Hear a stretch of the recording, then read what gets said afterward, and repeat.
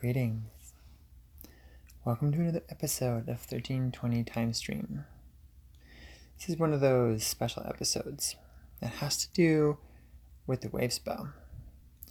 So this particular episode here is going to cover information for the cycle starting today and is essentially 13 days in length, 13 days long. And so tomorrow, the next day, so forth and so on. For 13 whole days. We're getting into the Wavespell of the white dog, the dog Wavespell. We just came from the Earth Wavespell. This will be the second Wavespell in a series of 4 Wavespells. Each set of Wavespells is always in a set of 4, which creates 52 days. That is called a castle. There's 5 of these castles in the Tzolk'in. There's 260 days. Kind of equals, like, the mathematical equation would go, 1 times 13 is 13. 13 times 4 is 52. 52 times 5 is 260. And so we're working with the Wavespell energy. We're working with 13s. We're in the second set of 13 in the second last castle of our journey here. We can get more into that later, making some videos that are very specific on this information, and we'll have those uploaded on YouTube soon enough, and wherever else this information finds itself. I hope that's everywhere, all over the universe, so everyone can synchronize and we can all just do cool shit together on this epic planet and this epic reality that we're co-creating here together. Well, let's get started. Okay, so look at this. Just giving a brief overview here of the daily energies. First day today, it's going to be the white magnetic dog. And then the second day, now, as I'm going through this, I want to kind of bring in the energy of what the Wavespell is all about. The first tone, the magnetic dog, is identify your purpose. Right? It's the kind of the corridor of identification. From 5 to 9. 5 to 8. Or in this one will be Wizard to Earth, is the taking of command. It's the corridor of command. And then the final one is the corridor of formalization, which is from Mirror to Dragon. And then we're taking Magic Flight back to the beginning. So where that brings us in respect to the signs is it's like the identifying the purpose of this all is the dogs. It's the dog Wavespell. The dog identifies challenge as the monkey. The dog identifies service as the human. The dog identifies form as the Skywalker. The dog takes command as the wizard. The dog commands equality of challenge as the eagle. The dog commands attunement of service as the warrior. The dog commands integrity of form as the earth. The dog formalizes action as the mirror. The dog formalizes the manifestation of challenge as the storm. The dog formalizes the liberation of service as the sun. The dog formalizes cooperation of form as the dragon, and the dog takes magic flight as the wind.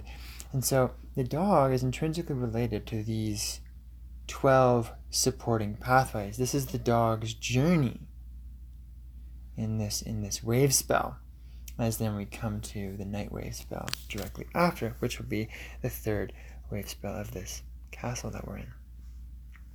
So we're going to go through all those here in a more visual process, just like we did before. And so the dog is identified as the purpose, is identifying purpose. So today, that first day of the Wavespell, also your right ankle is identifying purpose. And as we go through the information, I'll do what I can to help synchronize all the interactive elements, because this can be a complex system when we're looking at all its parts, but as a unified whole, it's very simple and actually very plain. And so this is the right ankle, it's the dog, and we're identifying our purpose. Our right knee,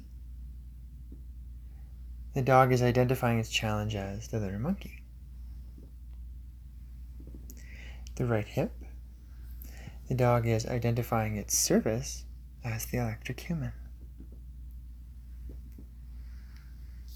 The right wrist, the dog is identifying its form as the red Skywalker, the self-existing Skywalker. And the dog takes command as the overtone wizard in the right elbow.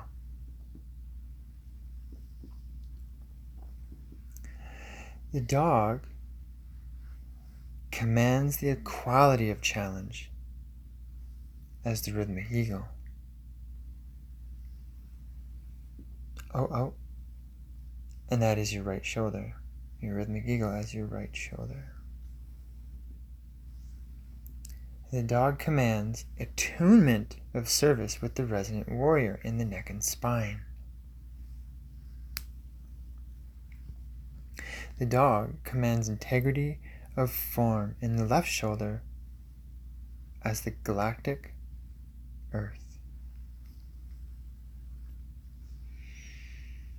The dog formalizes action in the left elbow as the solar mirror.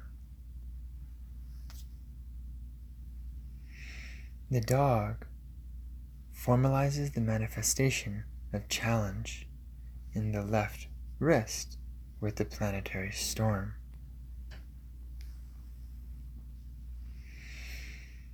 The dog formalizes the liberation of service with the spectral tone, or the spectral sun, and that is in the left hip. The spectral sun, left hip. The dog formalizes the cooperation of form with the crystal dragon in the left knee. And the dog takes magic flight with the cosmic wind in the left ankle. So, the reason I go through all of this with you, because as you may have heard in other videos, there's a pulse, there's an energy to all this.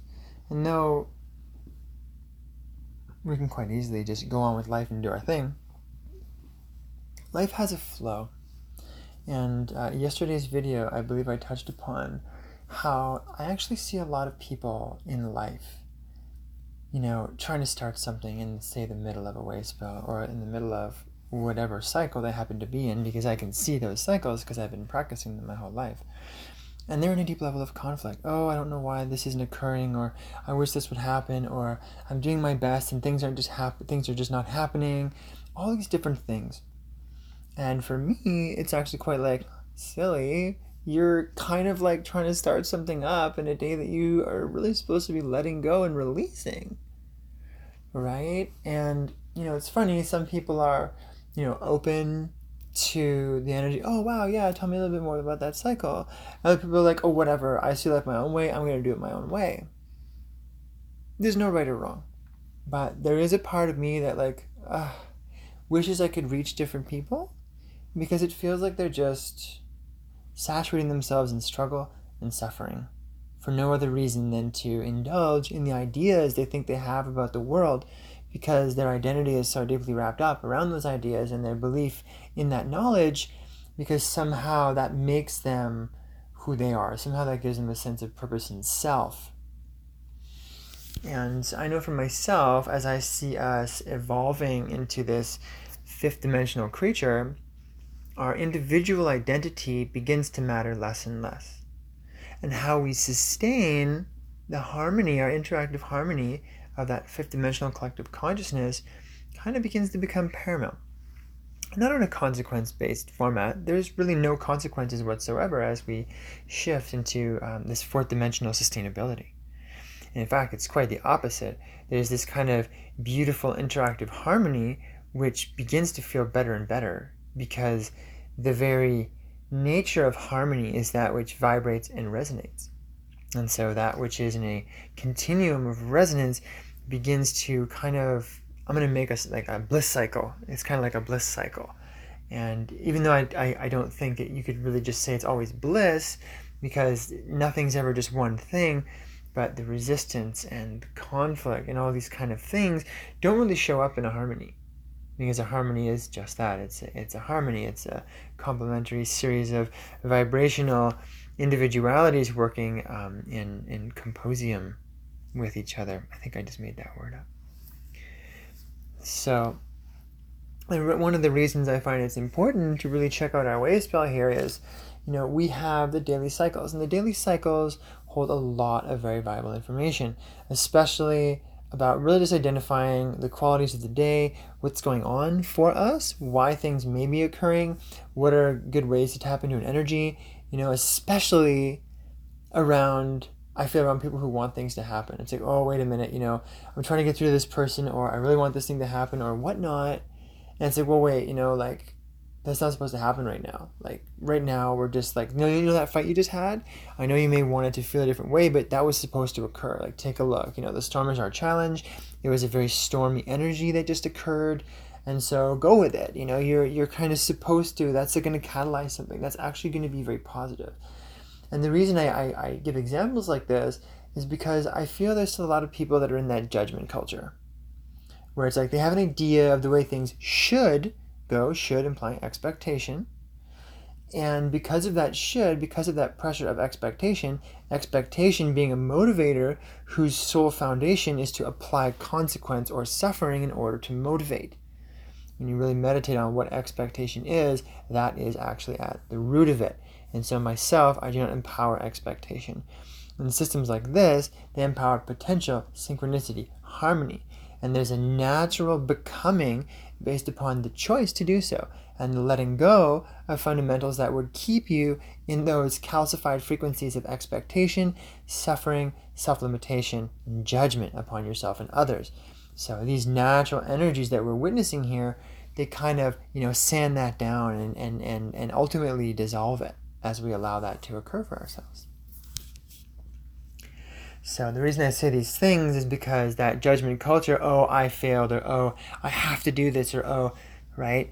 These things are also largely empowered by our educational systems, the very pass or fail mentality, by our work systems.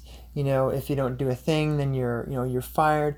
It's all consequence-based motivation. And so some of these things are very normal to us, to the point that if any of these deeply psychological encodings were challenged, most people would actually defend them as though it was really their choice to model themselves like this. And all of this stuff is really a foundation of the sequences of artificial time, the time is money paradigm, or the 1260 paradigm, that has supplanted our natural connection to all things, which has a very different wavelength and a different way of motivating, synchronizing, and building upon itself in its own very organic continuum. And so as people's world gets challenged, they can begin having reactions.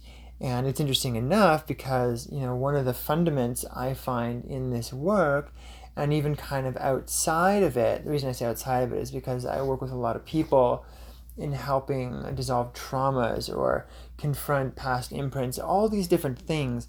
And there's a single thread in all of this, and it's the claiming of sovereignty as yourself free of any manipulative or influential patterns that aren't completely in your choice to have there. I mean, completely.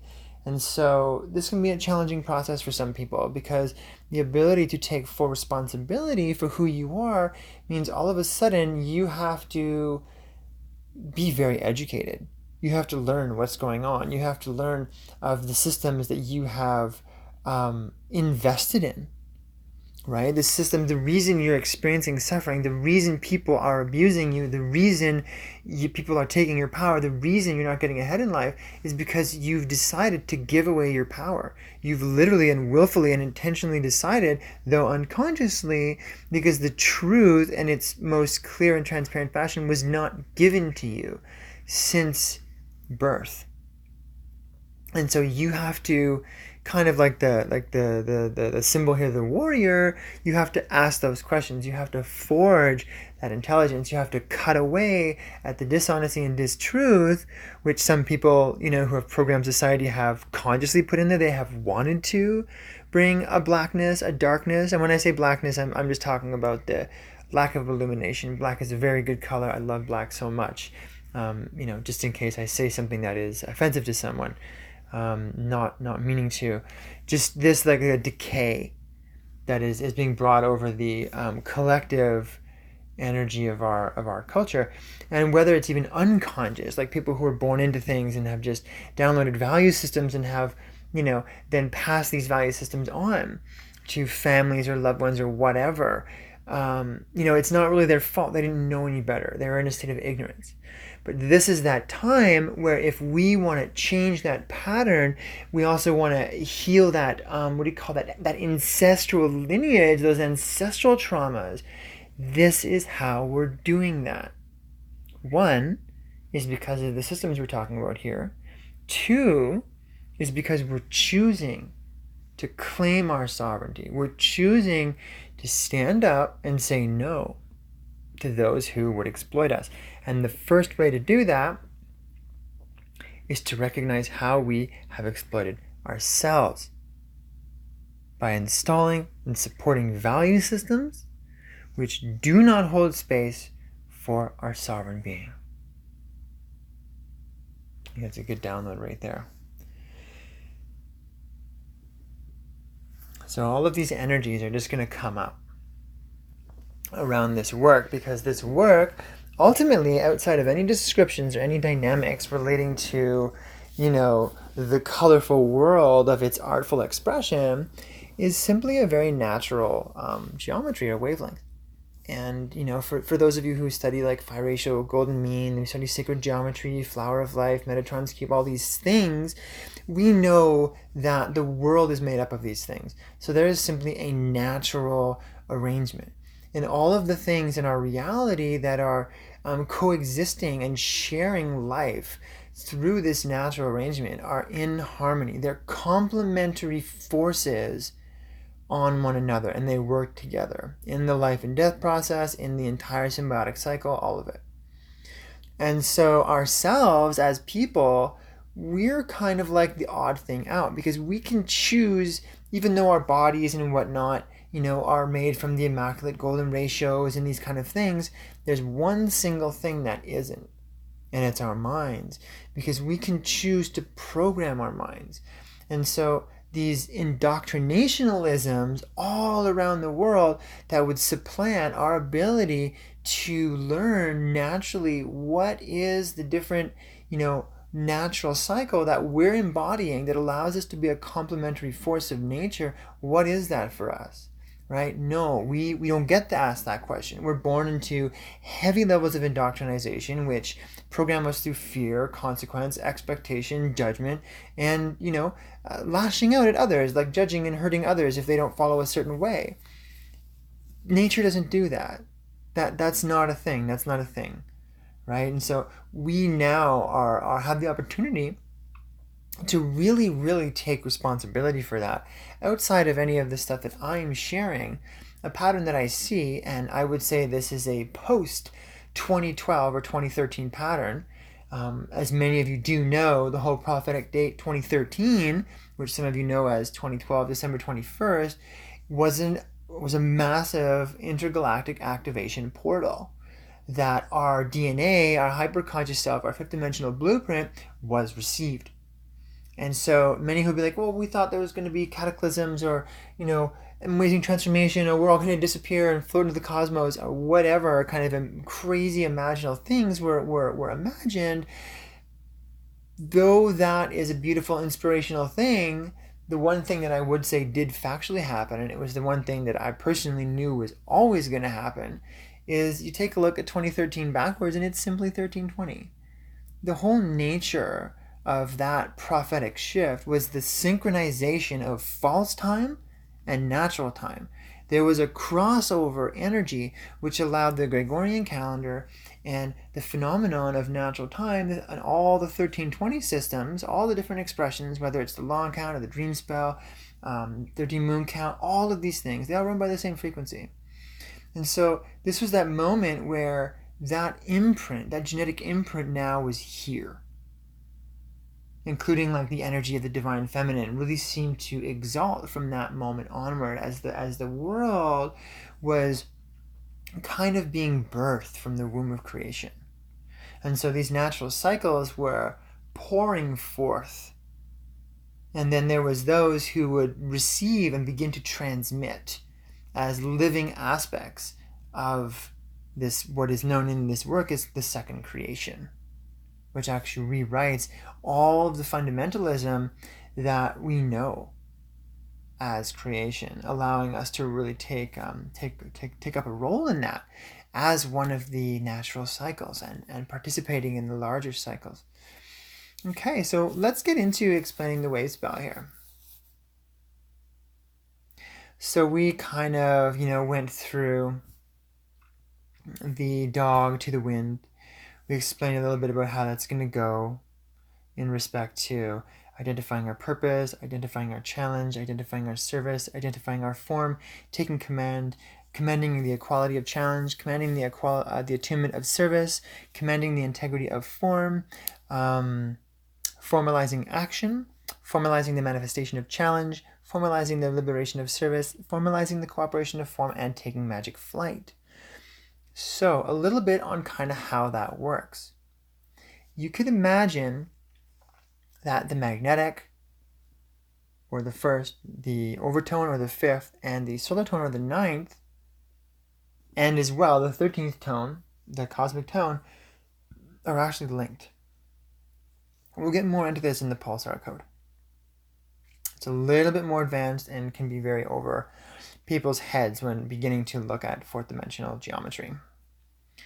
Now we can also imagine that the second tone, the lunar tone, the sixth tone, the rhythmic tone, the 10th tone are also kind of unified. They're like an expression of the same tone. The third tone, the electric, the seventh tone, the resonant, and the 11th tone, the spectral, as well. They're kind of like the same frequency. The fourth tone, self-existing, 8th tone, galactic, and 12th tone, crystal, as well. Now, how we see this in the Wavespell is the shifting of energy through the phases of the development of the Wavespell. Day one, the magnetic tone, we're identifying the purpose, right? We're going to go day one, then we're going to go 2, 3, 4. Once we get to the fifth tone, it's like a higher frequency or a different compression of energy of that first type of tone. And then it goes, it's kind of like 5, 6, 7, 8, or like different compression of 1, 2, 3, 4. And the same thing happens again with the ninth tone, again, like different octave, 9th, 10, 11, 12, or again, 1, 2, 3, 4. And so you have this 1 to 4 kind of pattern. And then the 13th, which is kind of sums them all together.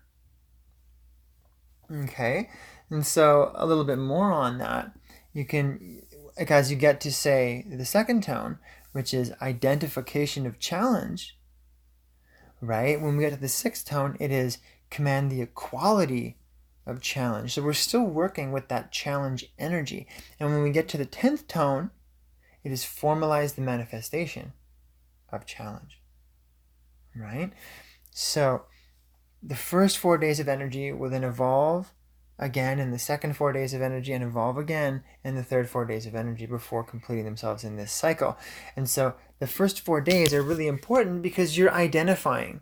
Today, you are identifying the purpose of this whole Wavespell, in this case, the dog. And so the dog represents the identification of that purpose. The monkey represents the identification of that challenge. The human represents the identification of what service that will take. The Skywalker will represent the identification of that form. And the wizard allows you to take command. In some way, the dog becomes the wizard takes command. The ego, that higher mind, commands the equality of our challenge. It commands what the monkey brought in as the challenge. And notice that the monkey energy, the eagle energy, and the storm energy, which is the 2, the 6, and the 10, are in fact all the same color, right? So all of the color quadrants in here are connected in their intentional energies. So the monkey's continuation will be the eagle. The eagle's continuation will be the storm. Now, in a more advanced play here, you can begin time traveling through sending and receiving information through these kind of pulsar codes in the Wavespell. Some of you may be completely lost right now. Some of you may not be, but either way, this is an interdimensional tool of time here for you to recognize yourself and how your energy body here is created and can work. And so just continuing on here, the warrior allows us to command the attunement of service. And so that's what the human initiated as the service. They identified the service, and the warrior is now commanding the attunement to that service. And the identification of form with the Skywalker moves to the commanding the integrity of that form with the earth. And so then in that third area we come into now with the mirror is the formalizing of action. So now we've commanded, we've identified what it is, we've taken command of it. Now we're like making the thing happen. Now we're doing the thing, right? And so right here, I'm just gonna do a little brief thing where I give an analogy of someone being like, oh my God, I'm just trying to make this thing happen, and I don't know why. I'm trying my hardest. I've been trying for 3 or 4 days, and they're in like, they're taking command energy, like the 8th, 9th, 10th day of the Wavespell, and they're trying to initiate something. You can already see why it's not going to happen. They're moving against or contrary to a flow of energy that's naturally occurring, swimming upstream, so to speak. We can't all be the mighty salmon in the middle of wintertime, because there are cycles to do those kind of things. So just because you are convinced that the false time and the way that you live in life is the thing everyone's doing doesn't mean you're correct. In fact, you could be empowering a whole system of fundamental mental laws that you perceive life through that is just a complete fabrication and is leading you and many other people in your life to suffering. Even though there may be some aspect of success that you're achieving, as we put it into the most holistic picture, and this holistic picture looks like multiple lifetimes. If you were to imagine yourself as an immortal, hundreds of thousands of years old, then you can start to see how time moves in a way which is affecting the whole. That's in a way that we haven't been taught to perceive. We've been taught to magnify on the smaller cycles of time, because that's what is the relationship of the individual, the separationist self. And so as we start to unify, we can take part in the bigger picture. Okay, so the mirror taking on the energy of the identification of its purpose with the dog, and the commanding, taking that command with the wizard, now formalizes action, right? It can formalize it because it's identified it and it's taken command. So now that action is formalized. And the storm begins to finish the identification of challenge from the monkey, the commanding the equality of challenge from the eagle, and formalizes the manifestation of challenge. And so that challenge now becomes the manifestation, right? And because of that, oh wow, we've manifested it. And so the next one, right, we've identified our service with the human. We have commanded the attunement to that service, with the warrior. And now as we hit the sun energy here, the 11th tone, we are formalizing the liberation of that service. We're letting it go. We no longer essentially have to be in service to that. We've already manifested the thing. Boom. The liberation of service. This is also can be like, we're now liberated into that service. We're no longer trying to make it happen. It's now just a part of a thing. Okay, we're here now. We're liberated. We're just part of it. And so that finalizes in the crystal tone, how appropriate, that the Skywalker starts off on the first day. Fourth tone, right? Identifying of the form. And then the earth, compatible to it, commands the integrity of that form that was identified. And the dragon on the 12th day formalizes the cooperation of that. And so that crystal energy that we talked about the other day is like those multiple parts coming together in integrity, right? In cooperation. And so that is the cooperation of that form, and so it's a living thing. And so now that is, whatever that is for you, take magic flight. Return to the magnetic gate. Okay? And so this is how that energy is going to move. And a different Wavespell video will be done on this, so you can see the Wavespell kind of dissected into those fundamental qualities, so that you can study it, look back onto it, and kind of make it your own, to show up in the vibrational field in the way that makes sense to you. There's a lot of information, and not all of it's for everyone. But the unfolding of the Wavespell, I find, is a very important one to really help thread the dynamism of your relationship to reality. Okay, so let's go through these all here and just breathe the whole Wavespell into being. We're going to breathe these next 13 days through our body here. Okay. Now, we're going to start here with the magnetic dog. And the magnetic dog, the magnetic tone, is our right ankle. And the dog thumb is our left thumb. So we're going to breathe outward through our right ankle and our dog thumb. And begin outward.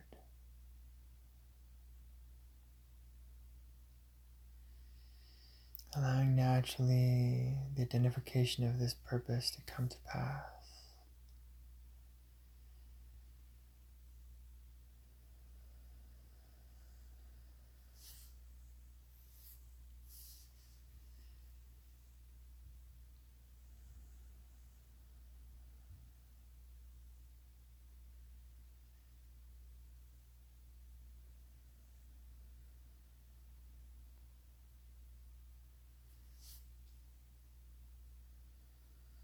Okay, now let's move on to a monkey and help identify that challenge and breathe that energy in. This is going to be the right knee and the left pointy finger. Breathe out when you're ready. Right knee, left pointy finger. Breathe out.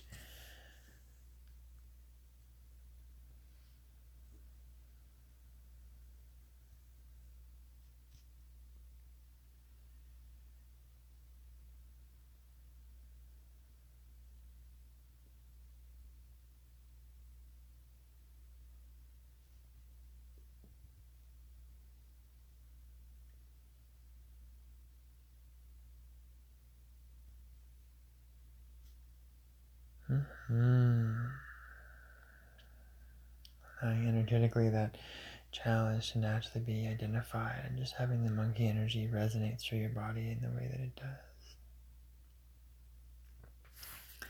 And let's come over to the human here. Electric human, which is in the right hip and the left middle finger. We're going to be breathing out there. Begin breathing out through your right hip and left middle finger.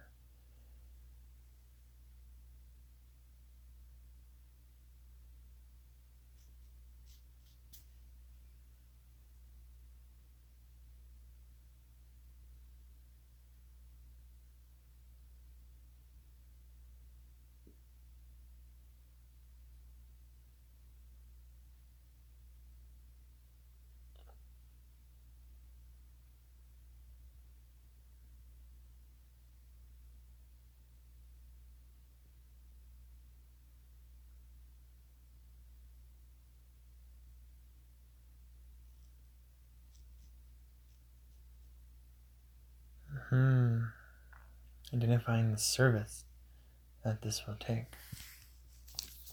Now let's identify the form by breathing in the Skywalker energy, and that's going to be our right wrist and our left ring finger, which is the one next to the baby finger. So we're going to breathe out through the right wrist and left ring finger. Begin when you're ready. Identifying the form this will take.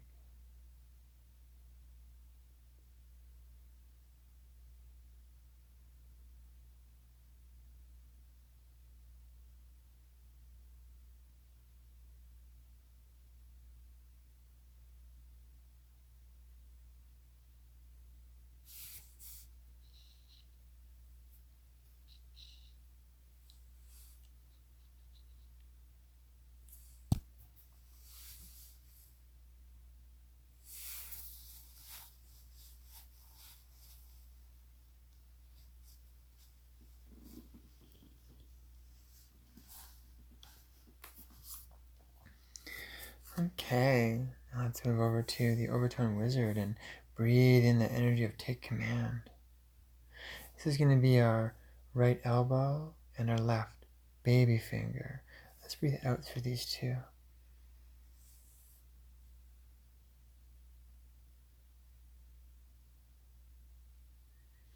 Taking command of this energy. Maybe even resonate a bit of this taking command energy in your being right now. Breathe impeccably. Breathe with full awareness. Feel the energy passing through this conduit on the out-breath. The right elbow and left baby finger.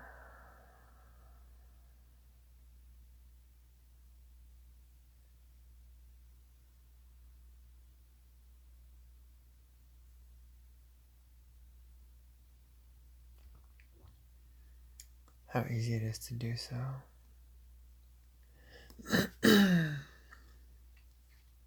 Okay.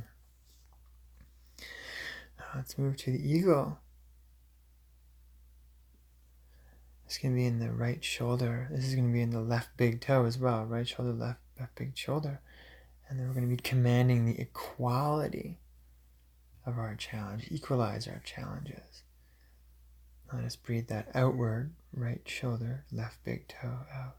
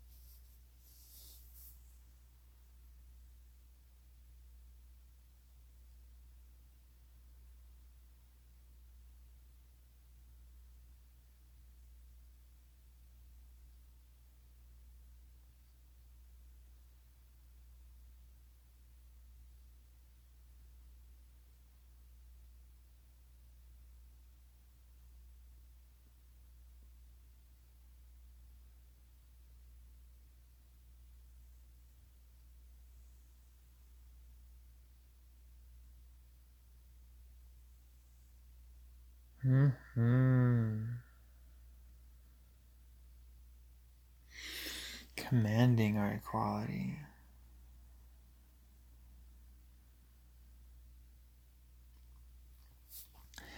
Now let's move up to the neck and spine, and next to big toe on the left foot. This is going to be an out breath, and this will be commanding the attunement of that service with the energy of the warrior. Left next to big toe, neck and spine, out breath. Begin commanding the attunement of that service.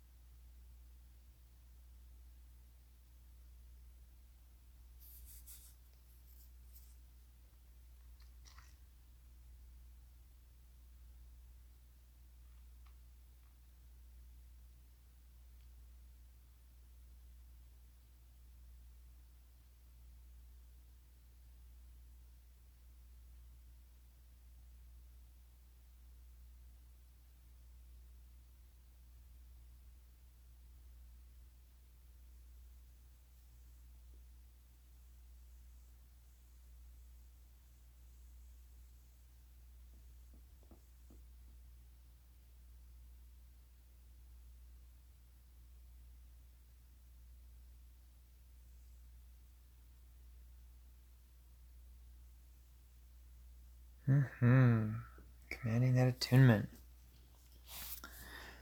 Let's go deeper into the wave again as we come into commanding the integrity of form with the galactic earth. It's going to be our left shoulder and our left middle toe. Let's breathe out here.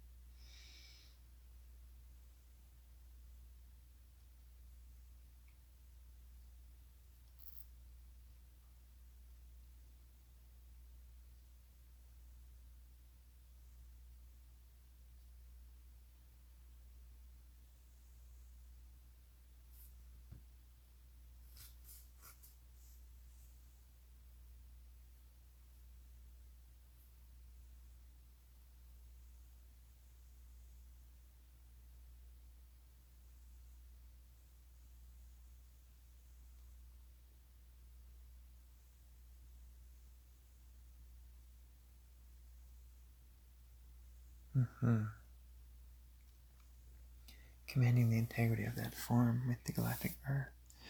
Let us move deeper into this wave spiral here again and come to the 9th tone, the solar tone, which is going to be in our left elbow, and we'll begin formalizing action. So let us begin breathing outward through the left next to baby toe, the left next to baby toe, and our left elbow. Begin outward breath, formalizing the action that this will take.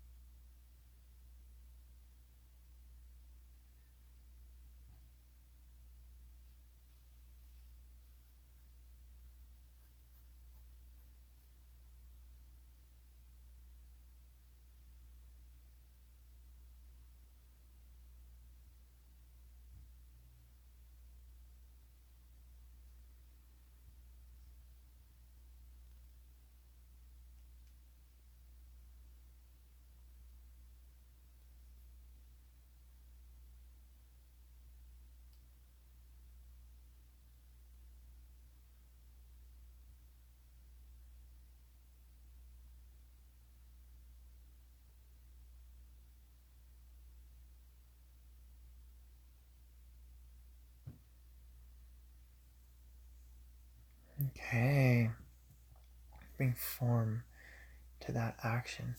Now, how is it going to show up in the world? How is that action going to show up in the world?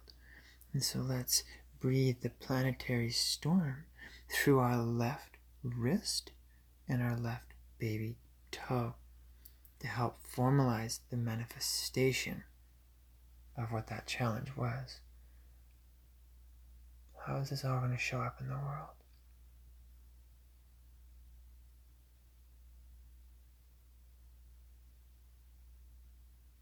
Breathing outward through your left wrist and your left baby toe.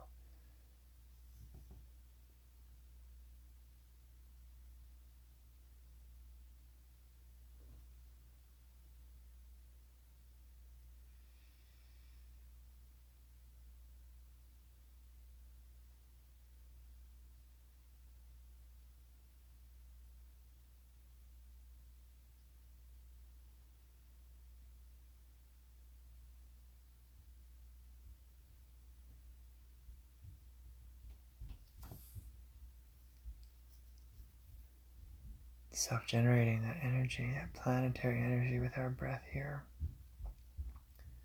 Connecting this time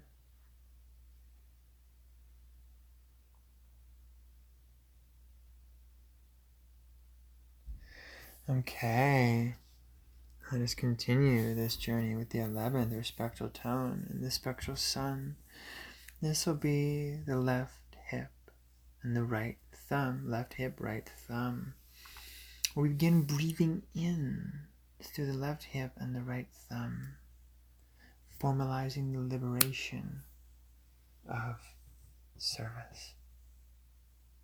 Begin when you're ready.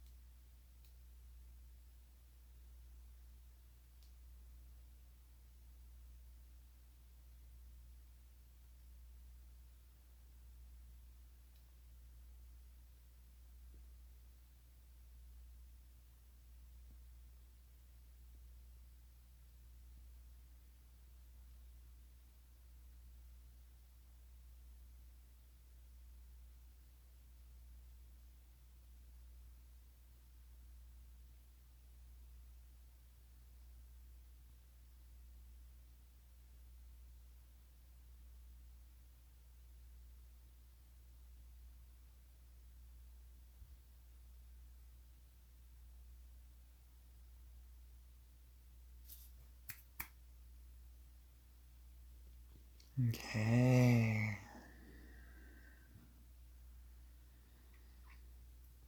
Good breaths.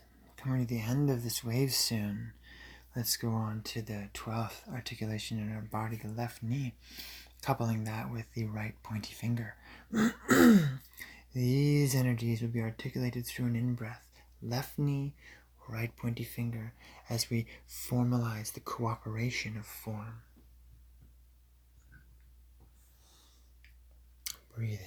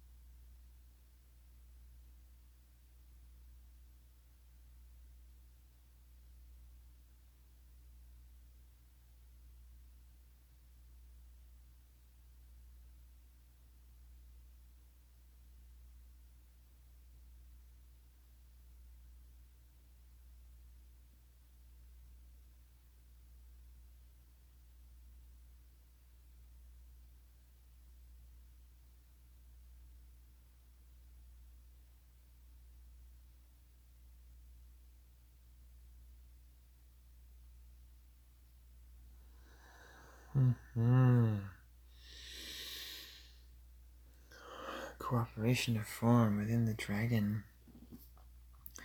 Now let's all get on our magic carpet here and take magic flight together by breathing energy in the final aspect of our Wavespell with the cosmic wind. This will be the left ankle and the right middle finger. Let us begin.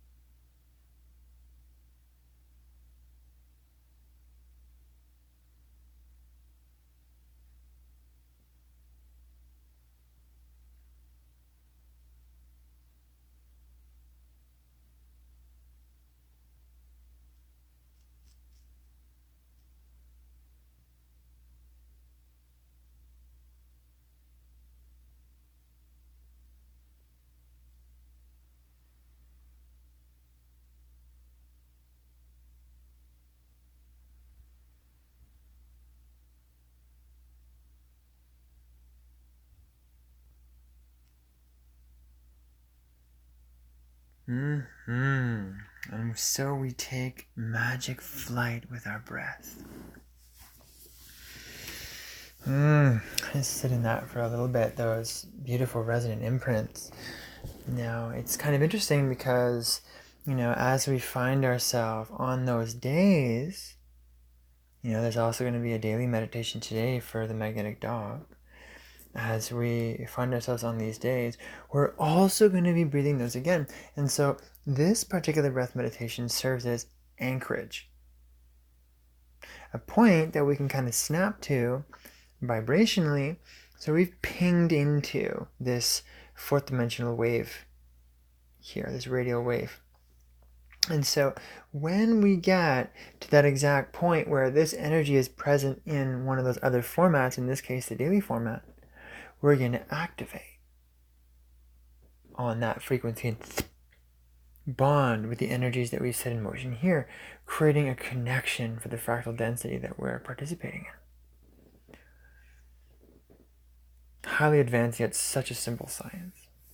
Okay, so now I'm just going to give a small description on kind of the qualities of this Wavespell. We've gone into a lot of the architecture and the dynamics of the generalization of any Wavespell, and kind of how the dynamic is going to unfold on this Wavespell. And now, oops, there we go.